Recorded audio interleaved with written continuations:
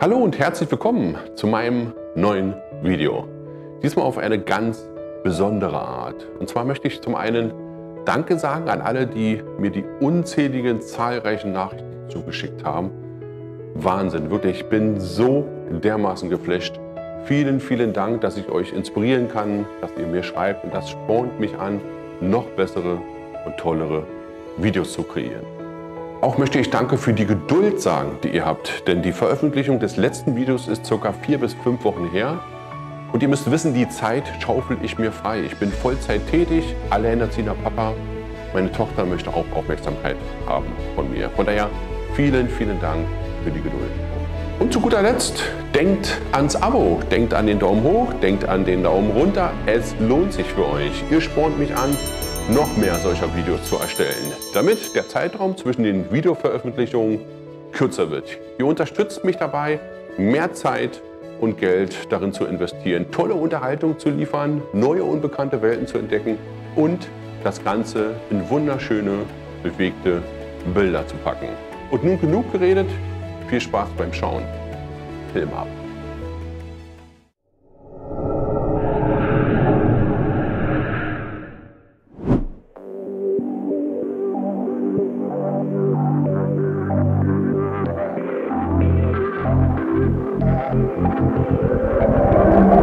Slow the motion, slow the road that you're on.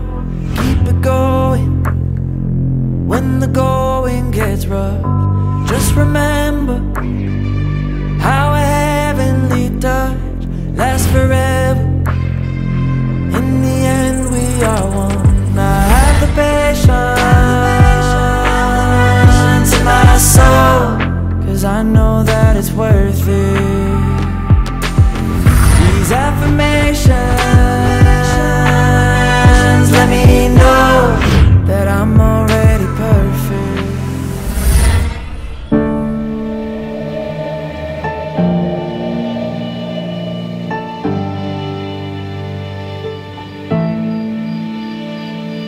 Far in the distance, there's a promise. It seems far in the distance. I put it on the altar, though it was mine. I put it on the altar. There's a greater city we have not seen. We're all waiting in the in-between. We're all seeking our homeland. We're all seeking our homeland. We're all seeking our homeland. We're all seeking our homeland.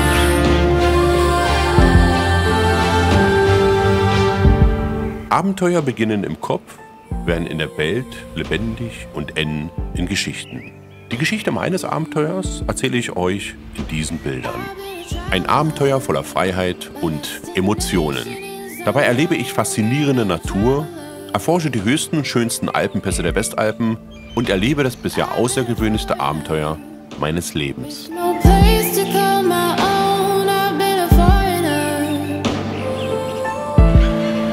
Als Kind erfuhr ich von der gewaltigen Verdun-Schlucht. Wände, die bis zu 700 Meter hoch sein sollen. Die Rede ist von atemberaubenden Aussichten und von beeindruckendem türkisfarbenem Wasser. Seeking our homeland. We're all seeking our homeland. Motorradfahrer berichten von unbeschreiblich schönen Serpentinen, die sich an den Steilhängen des schönsten Canyons Europas schlängeln sollen. Die Verdun-Schlucht soll ein außergewöhnliches Stück Erde sein. Aber wie heißt es so schön? Jedes Abenteuer beginnt mit einem ersten Schritt. Also mache ich den ersten Schritt. Plane mein Abenteuer, welches aus über 3000 Kilometer und 50 Alpenpässen bestehen soll. Immer das Ziel vor Augen, die Verdun-Schlucht im Süden Frankreichs zu erreichen. Vor 2 Tagen startete ich mit Nummer 2 meinem Motorrad, einer BMW F850 GS, in Berlin. Übernachtete bei Gerd, einem Freund, der mir ein Bett und den Tisch anbot, in Nordhalden, einem kleinen Ort in Baden-Württemberg. Er begleitete mich an meinem zweiten Tourtag und zeigte mir seine Hausrunden. Dabei trennten sich im Laufe des Tages unsere Wege. Und ich fuhr weiter an den Genfer See, an die südliche französische Seite. Wir zählen nun mittlerweile den 3. Fahrtag. Die Geschichte nimmt Fahrt auf, das Abenteuer beginnt. Na dann, viel Spaß beim Schauen.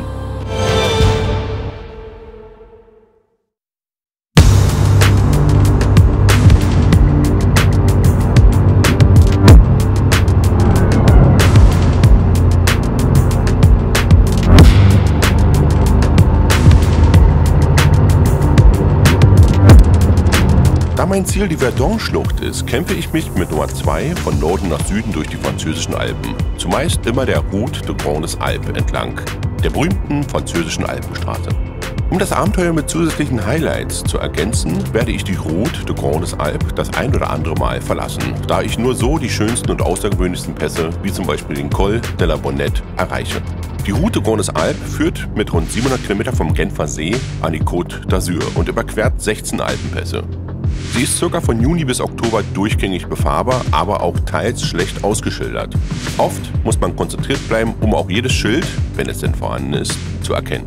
15.700 Meter Höhendifferenz legt man zurück und der absolute Höhepunkt ist der Col de l'Iseron, der mit 2.770 Meter höchster asphaltierte Straßenpass der Alpen. Die Route de Grandes Alpes ist die Creme de la Creme der Straßen mit unzähligen Kurven, wildromantischen Flusstälern und sie bietet einzigartige Einblicke in die Schönheit der französischen Alpen. Möchtest du die komplette Route de Grandes Alpes fahren, musst du rund 18 Stunden reine Fahrzeit und 3 bis 4 Tage einplanen. Manche schaffen das in 1 oder 2 Tagen. Die wunderschönsten Ecken und Momente deines Abenteuers wirst du damit aber verpassen.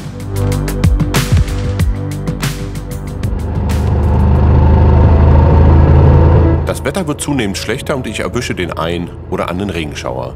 Durchnässt und gut 75 Kilometer Naturstadt vom Genfer See befahre ich meine ersten Pässe. Den Col de Rome und den Col de la Colombier. Beides gute Einstiege in die Route de Grandes Alpes. Trotz der geringen Höhe von 1297 und 1613 Meter sind diese Pässe besonders auf der Nordseite schwer zu befahren. Speziell beim Col de la Colombier hat der steile letzte Kilometer zur Passhöhe hochalpinen Charakter. Das spüre ich am kalten, nassen Wind, der meine Erwartungen an mediterranes Wetter und hochsommerlichen Temperaturen keinesfalls erfüllt. Auf der Passhöhe friere ich bei 11 Grad und präsentiere den Wanderern meinen Affentanz.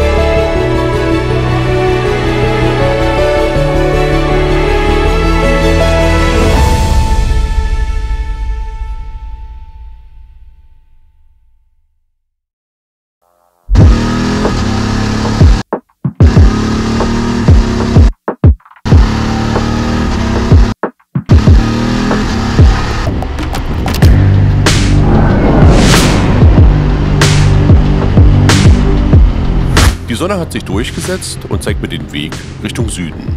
Die beiden nächsten Pässe, der Col de Savary und der Col de Cessy, warten nur 29 Kilometer hinter dem Col de la Colombier auf mich. Die bringen mich über die Aravis-Gebirgskette und die Savoyer Voralpen. Der Col de Cessy ist ca. 14 Kilometer und der Col de Savary rund 13 Kilometer lang. Und die maximale Steigung beträgt 8 bzw. 11%. Sie begeistern durch tolle Ausblicke auf die umliegenden Alpen und bilden die Anfahrt zu den anspruchsvollen Pässen der Savoyer Alpen.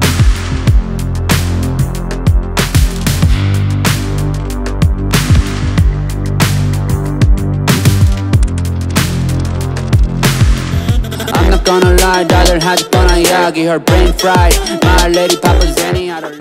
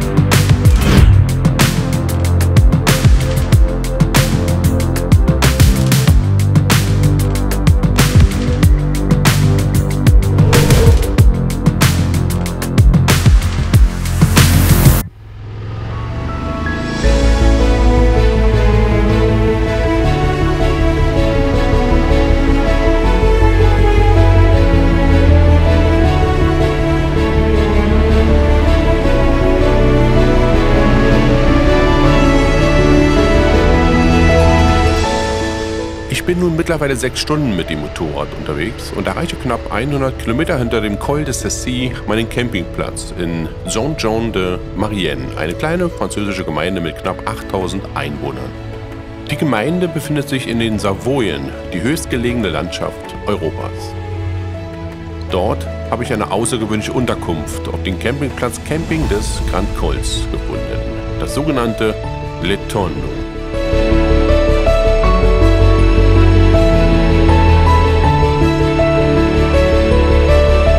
Ein kurzer, gewöhnlicher Fahrtag neigt sich dem Ende. Ich danke Kraft für die nun folgenden Fahrtage.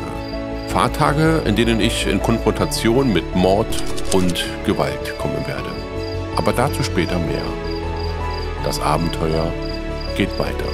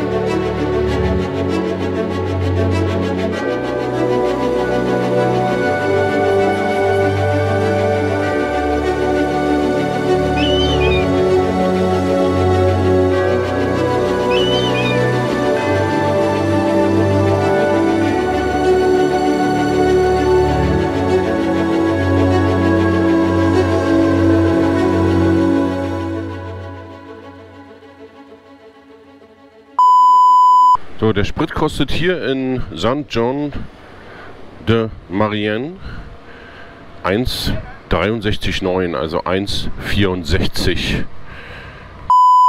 Meine Lieben, also Service vous payez en boutique. Ne? Also im Server gibt es Couscous und der spielt mit der Boutique. Alles, was man eben entsprechend... Achso, da ist übrigens noch ein Stuhl, also 2 Stühle und ein Tisch. Hier draußen kann man noch mal sitzen. Leider hat man hier keinen Strom, dafür Licht.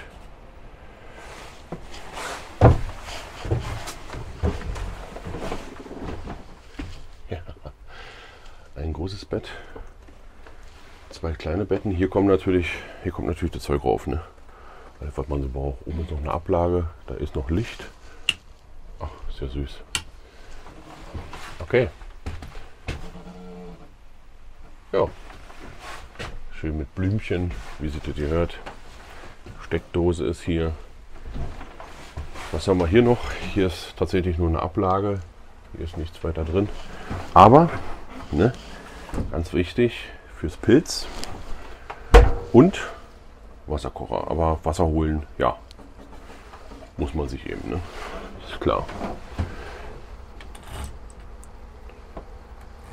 Ja, irgendwie doch süß. Also für den Preis absolut okay. Und hier, ne, ganz wichtig, für die Molle. Ja, das war's.